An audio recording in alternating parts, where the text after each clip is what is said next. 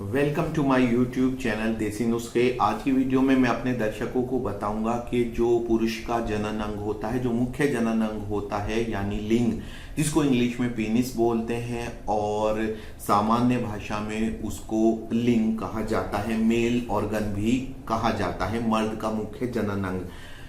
ये सामान्य अवस्था में ढीला रहता है, शिथिल रहता है, लेकिन जब मर्द का मन सेक्स का होता है तो उस समय लिंग लंबाई और मोटाई दोनों में बढ़ जाता है और कड़ा हो जाता है, यानी रिजिड हो जाता है, सख्त हो जाता है। तो आज की वीडियो मेरी इसी बारे में है कि ऐसा क्या होता है उस समय कि लिंग लंबाई में कैसे बढ़ जाता है, लिंग मोटाई में कैसे बढ़ जाता है और कैसे ये रिजिड हो जाता है, कैसे इसकी लंबाई और मोटाई बढ़ती है, इसके पीछे की फिजियोलॉजी क्या है। अगर आप एक मर्द हैं तो आपको अपनी बॉडी के बारे में क्यूरियस होना स्वाभाविक है, लेकिन अगर आप एक महिला भी हैं तो भी आप अपने पति के बारे में इन तथ्यों को जानकर और अपनी जनरल नॉलेज के हिसाब से इन बातों को जानना चाहेंगी। तो बेसिकली आज की वीडियो जनरल साइंटिफिक वीडियो है, जिसमें मैं अपने दर्शकों को लिंग की एनाटमी और फिजियोलॉजी, यानी लिंग में जो तनाव आता है जिसे इरेक्शन बोलते हैं, उसके पीछे की बेसिक फिजियोलॉजी क्या है। तो आइए इसको समझने से पहले थोड़ा सा लिंग का इंटरनल स्ट्रक्चर जानते हैं। लिंग को अगर देखेंगे आप तो अंदर से देखने पर लिंग 3 सिलिंड्रिकल स्ट्रक्चर्स यानी बेलनाकार रचनाओं का बना हुआ दिखाई देता है। अगर मैं इनको ऐसे दिखाऊं आपको तो लिंग ऐसे नजर आएगा। अगर मैं अंदर से उसका एक सेक्शन लूं, ऐसे काट के दिखाऊं, तो आपको ये सेक्शन दिखाई देगा जिसमें आपको 3 बेलनाकार रचनाएं दिखाई देंगी। ये जो ऊपर वाली 2 बेलनाकार रचनाएं हैं, इनका नाम है कॉर्पोरा कैवर्नोसा या सिंगुलरली कॉर्पस कैवर्नोसम, और जो नीचे की जो रचना है, जो बेलनाकार रचना है, इसका नाम है कॉर्पस स्पॉन्जियोसम।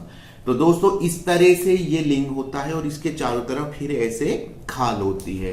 तो ये तीनों अलग अलग सिलेंडर होते हैं। नाम आप इनके समझ गए, कॉर्पोरा कैवर्नोसा, कॉर्पस कैवर्नोसम, और ये कॉर्पस स्पॉन्जियोसम।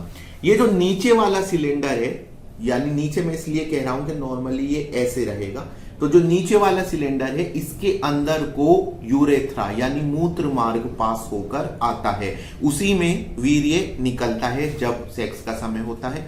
और ये 2 स्ट्रक्चर हैं ये बंद होते हैं और इनके अंदर इस तरह का टिश्यू और जो ब्लड वेसल्स हैं, यानी ब्लड की यानी खून की नलिकाएं, ऐसा जाल फैला रहता है जिससे कि इनके अंदर का स्ट्रक्चर एक स्पॉन्ज जैसा दिखाई देता है। जब पुरुष का मन सेक्स का होता है तो टेस्टोस्टेरोन का स्रावण और भी बहुत सारी उसके अंदर उस समय प्रक्रियाएं होती हैं, जिससे ऐसे रसायन उसके शरीर में निकलते हैं कि वो इनके अंदर, यानी ये जो कॉर्पस कैवर्नोसम है, 2 कॉर्पोरा कैवर्नोसा है, इनके अंदर की जो खून की नलियां हैं वो फैल जाती हैं, जिसको हम मेडिकल की लैंग्वेज में वैसोडाइलेशन बोलते हैं। वो फैल जाती हैं और फैलने की वजह से उनके अंदर ब्लड फ्लो बढ़ जाता है। और ये सारा खेल इसी बात का है कि इनके अंदर खून का जो दौरान है, जो ब्लड फ्लो है वो बढ़ जाता है, और ब्लड फ्लो बढ़ने से ये गॉर्ज हो जाता है, यानी कि आकार में, लंबाई और मोटाई दोनों में ये बड़ा दिखाई देने लगता है। साथ ही दोस्तों ये इस तरह से इनका शिराओं का और धमनियों का, आर्टरीज और वेन्स का जाल होता है कि ब्लड एक बार जब इनके अंदर भर जाता है तो पीछे की तरफ से वो वेन्स को ब्लॉक कर देता है। वेन्स जो होती है, जो वेन है, जो खून को ले जाने वाली नलियों से ब्लॉक कर देता है। तो जो ब्लड एक बार आ गया होता है वो इसी में भरा रहता है जब तक कि सेक्स की क्रिया पूरी नहीं हो जाती है। यानी दोस्तों इसका मतलब यह है कि ये सारा खेल ब्लड का है। एक बात और बता दूं उसके बाद में सारांश करूंगा कि अलग से जो प्रकृति ने एक स्ट्रक्चर बनाया है जिसको मैं कह रहा हूं कॉर्पस स्पॉन्जियोसम, इसके अंदर मूत्र मार्ग होता है। इसकी रचना इससे अलग होती है क्योंकि दोस्तों अगर इसके अंदर भी ऐसे ही ब्लड भरेगा और ये भी आकार में बढ़ने की कोशिश करेगा तो इसके अंदर जो मूत्र की नली है, वीर्य की नली है, वो कोलैप्स हो जाएगी, वो दब जाएगी, वो पिचक जाएगी। इसलिए प्रकृति ने स्ट्रक्चर अंदर का ऐसे बनाया कि वीर्य और मूत्र को लाने वाली नली तो पिचके नहीं, दबे नहीं, उस पर कोई दबाव ना डाले, तो उसको तो अलग से उसके चारों तरफ की वायरिंग की। और जो लिंग का आकार बढ़ाने वाली दो नलियां हैं, बड़े बड़े सिलेंडर हैं, उनकी वायरिंग अलग कैसे की, यानी उनकी शिराओं का, धमनियों का अलग से जाल बनाया। तो कुल मिला के दोस्तों ये सारा खेल आपके कार्डियोवास्कुलर सिस्टम यानी कि ब्लड सर्कुलेशन का है। होता क्या है कि उम्र बढ़ने के प्रभाव के साथ या फिर किसी बीमारी की वजह से या फिर किसी अन्य कारणवश शरीर में केमिकल्स निकलकर कॉर्पस कैवर्नोसम यानी इन दोनों कॉर्पोरा कैवर्नोसा की नलियों को फैलाते थे, उनका प्रभाव नलियों पर कम हो जाता है, जिसकी वजह से उम्र बढ़ने के साथ या बीमारी की वजह से इनमें उस तरह से ब्लड नहीं भरता जैसे भरना चाहिए और कड़ापन कम आने लगता है। और इसी कंडीशन को नामर्दी, मर्दाना कमजोरी और पूर्ण कंडीशन में जब ऐसा बिल्कुल पूरी तरह से हो जाता है तो उसको नामर्दी या इम्पोर्टेंस कहते हैं, जब लिंग में बिल्कुल भी तनाव नहीं आता है। दोस्तों अगर आप परेशान हैं किसी भी सेक्स से जुड़ी हुई समस्या से लेकर के, लिंग छोटा है, काम की इच्छा नहीं होती है, सेक्स की इच्छा नहीं होती है, लिंग में ढीलापन रहता है, जल्दी शीघ्र पतन हो जाता है यानी कि वीर्य जल्दी निकल जाता है, तो है हमारे पास सॉल्यूशन। ये है एक ऑनलाइन क्लिनिक जिसका नाम है गोक्यूरेबल।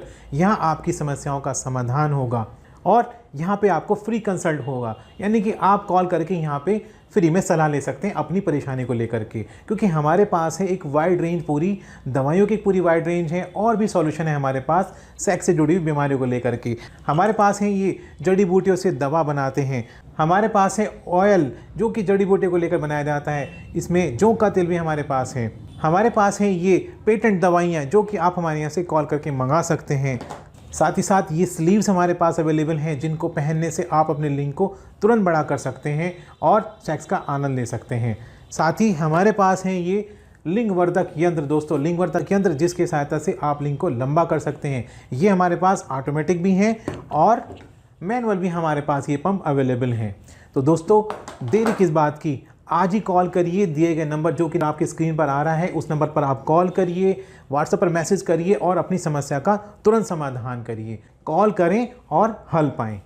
दोस्तों चलते चलते बता दूं कि जो सिल्डेनाफिल सिट्रेट होती है जिसको वियाग्रा कहते हैं और जो मेनफोर्स के नाम से भी मार्केट में आती है, उसका काम यही होता है कि जो दो सिलेंडर हैं जिनको मैं बार बार आपको नाम बता रहा हूं, कॉर्पोरा कैवर्नोसा, इनके अंदर की जो ब्लड वेसल्स हैं उनको फैलाने का ही वो काम करती हैं। इसलिए सिल्डेनाफिल को वैसोडाइलेटर कहा जाता है क्योंकि खून की नलियों को फैला देती हैं।